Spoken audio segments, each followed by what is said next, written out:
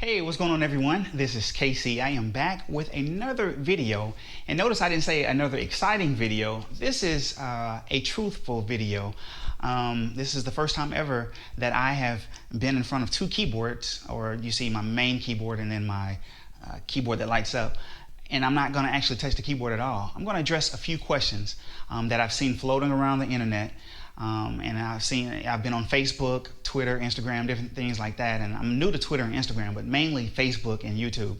And I've seen a lot of musicians that are making fun of other musicians. And I want to address those things. And one question that I've seen a lot is, can you play in all 12 keys? They're not asking me, but they're asking their fellow musicians. Some of them are bragging, saying that, you can't play in all 12 keys. Another question I've seen floating around the internet, and I'm going to address all of these, is can you read music?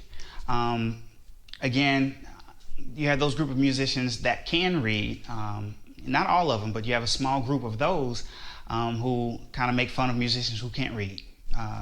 And they say, it's important for you to be able to read. How can you call yourself a musician if you can't read music? So my answer is this. When you read music and when you play in all 12 keys, do you change lives? That's the real question. Because if you can play in all 12 keys and you're not changing lives, you're just playing in all 12 keys. If you can read music and you can read music very well and you're not changing lives, lives aren't being changed, lives aren't touched. If you play in church and you're reading music, people aren't getting out the wheelchair, people aren't being delivered, you're just reading music. So to look down on a musician and say, hey, all you can do is play by ear, you can't read music, you can't play, I see this musician, I know a musician right now, he plays in maybe one or two keys very well, he's really fluent, but when he plays, I'm telling you, things take place. I've seen the atmosphere completely change in church. And speaking of atmosphere, there are a lot of musicians that are so big on the wow, like, wow, man, did you hear that? A wow. Well, I'm here to tell you today that don't focus on the wow, focus on the power, all right? So less wow, more power. Because at the end of the day, some of you musicians are on the organ, you're blazing. People running around. You act like God is up in heaven like, dang, did you hear that, dude? Yo, that was dope. Yo, hey, Doc, do it again.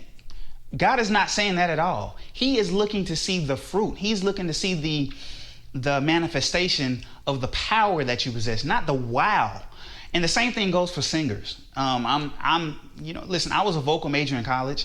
I didn't go to school on a piano scholarship. I went on a vocal scholarship. I can sight read classical music and, singing and things of that nature.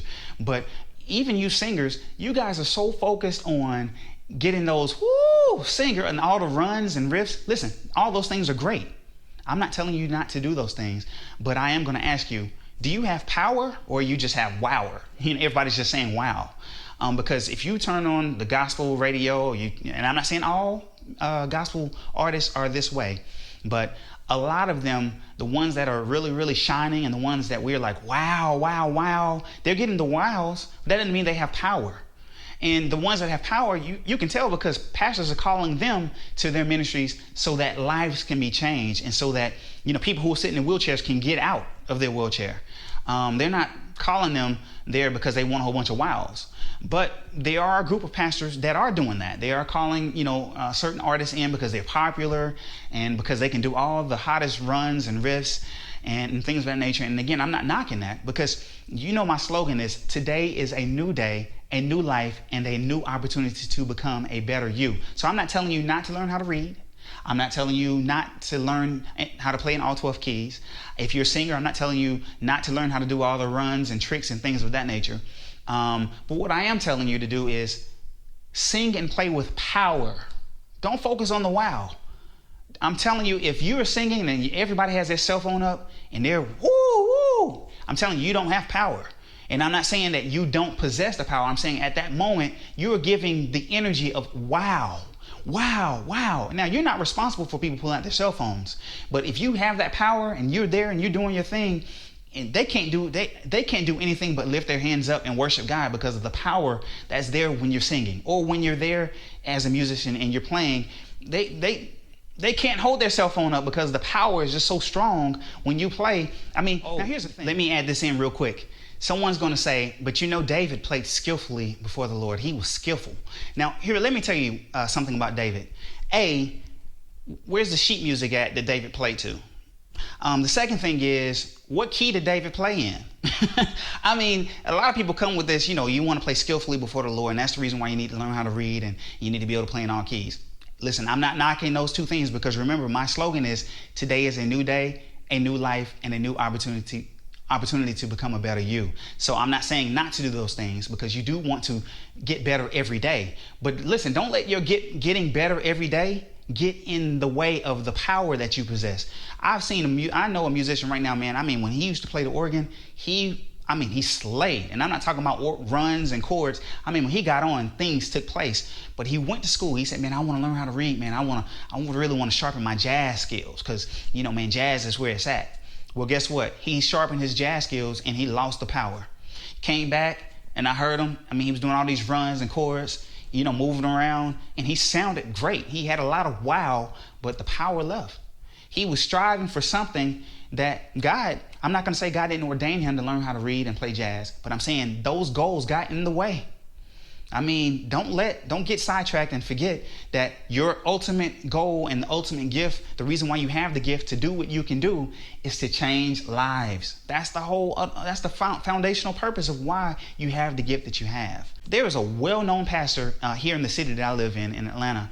And I mean, he's well-known, big church.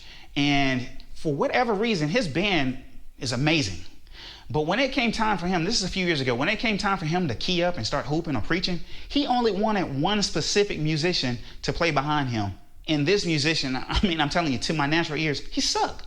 He couldn't really play. He only played like maybe 2 or 3 different chords, and they were kind of sloppy. And I asked this guy, I said, hey man, why does your pastor always request this guy to come up and play behind him? He said, man, I'm gonna be honest. That's just the person that he wants behind him. And I am here to tell you today that it does not matter if you can play in all 12 keys, if you can do all the riffs and runs. God is not concerned about that.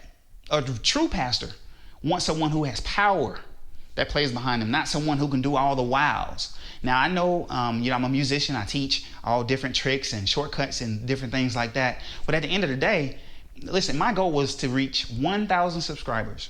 That was my goal when I started this channel, and I've surpassed that. I have well over 20,000 subscribers. I'm finished. Like I am not like, God, just give me 50,000, or God, give me 100,000. I'm not even. That's not even my tip. I just want to change. My goal was to change 1,000 lives, and if I died today, I can say that, you know what, I was able to change lives through simplicity. And that's the reason why I came up with the name Pretty Simple Music. And again, this is not about me. I'm not even going to bring up, my business clientele or things like that. But I want to show you that my focus is not the wow.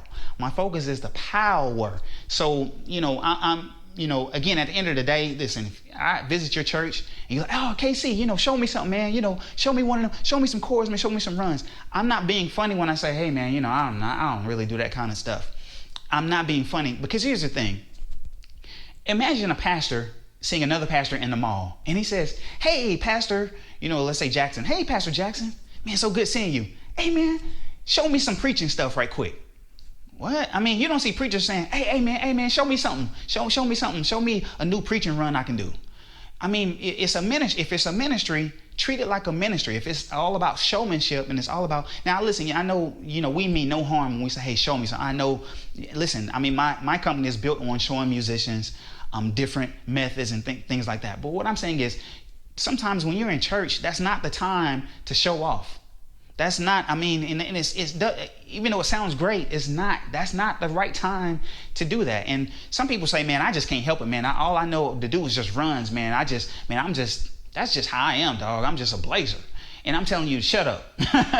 I mean, really, man, because you telling me you can't change lives with just simplicity, just a basic C chord, and just if you have strings, just letting those strings resonate, then man, I mean, listen, you have lost focus. And I'm preaching to myself. There are times when I get up and I'm like, man, I just don't want us to mess up on this song. We've practiced so hard, but it's not about that. It's not about how well you practice. It's about, man, when you get there on whatever day of the week your church service is on, it's about having that power. and changing lives. Let your purpose be power, not the wow. Okay, so and remember, I am all about improving yourself. Today is a new day, a new life, and a new opportunity to become a better you. Much love to you all, and I will see you in my next video.